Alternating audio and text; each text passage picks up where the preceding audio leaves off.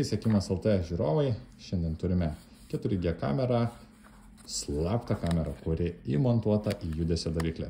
Tad norime parodyti, kaip atrodo visa pakuotė ir kas vyksta, kaip jinai atrodo, ką jūs rasite joje. 3 dalykai - angliškos instrukcijos ir žinoma lietuviškos instrukcijos, kuriomis mes didžiuojamės. Gausite aiškiai informaciją, kaip greičiausiai, kokybiškai, greitai padaryti, kad jūsų kamera veiktų ir funkcionuotų.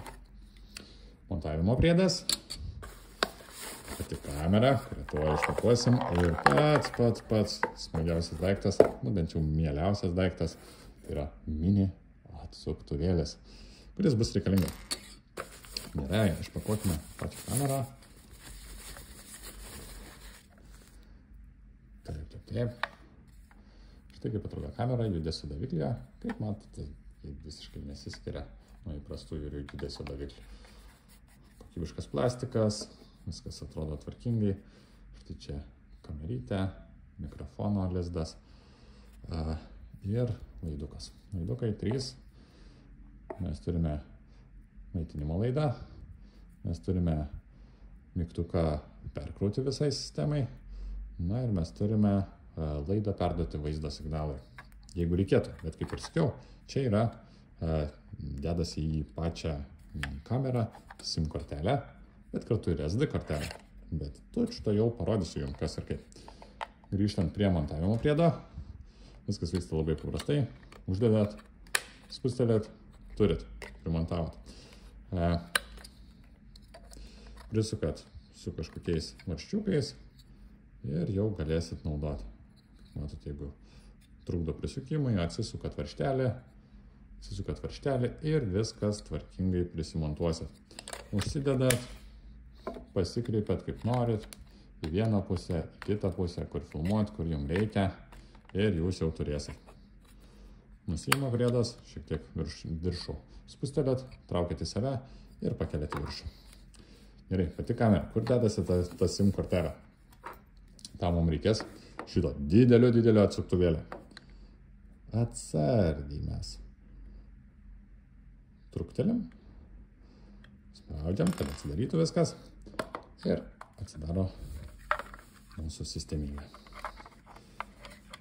Kaip visas mikroschemas atrodo, gražiai ar ne? Meno kūrinys.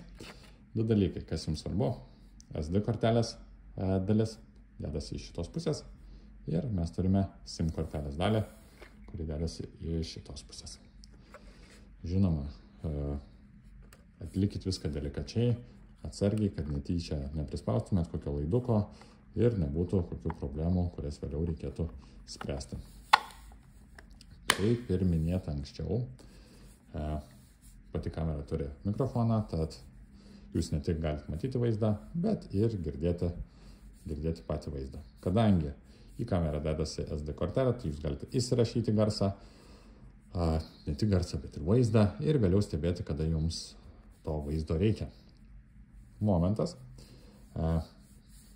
Galite viską stebėti ir gyvai, kadangi dedasi SIM kortelė, jums Wi-Fi nereikia, tad viskas yra ganėtinai patogu. Ko jums reikia, tai reikia energijos, elektros. Tai jau kuomet turit įrenginę, prisijungiat įrenginę, įsidedat SIM kortelę, įsidedat SD kortelę, prisijungiat prie programėlės. Programėlėje jūs galėsit pasirinkti, kaip jūs norėsit, kaip jūs pageidausit šitą kamerą naudotis. Galite, kad jie reaguotų į judesį, nes čia ne tik yra fiktyvus judesio daviklis, bet yra ir realus judesio daviklis. Tad jeigu norite, kad jį reaguotų ir įrašytų garsą, kuomet sujuda, jūs tą galite padaryti. Kas dar? Atrodo kaip judesio daviklis, tad jeigu nenorit, kad kas nors pamatytų, kad tai yra kamera, jūs galite šitą prietaisą tikrai naudoti. Instrukcija lietuvių kalba, nieko sudėtinga, programėlė nemokama. Ko jums reikės, tai SIM kortelės, įjungto interneto, kuris gali teikti ryšį. Tad ačiū žiūrėjusiems. Jeigu įdomu ir turite dar daugiau klausimų, drąsiai skambinkite, padėsime, ko galėsime. Iki.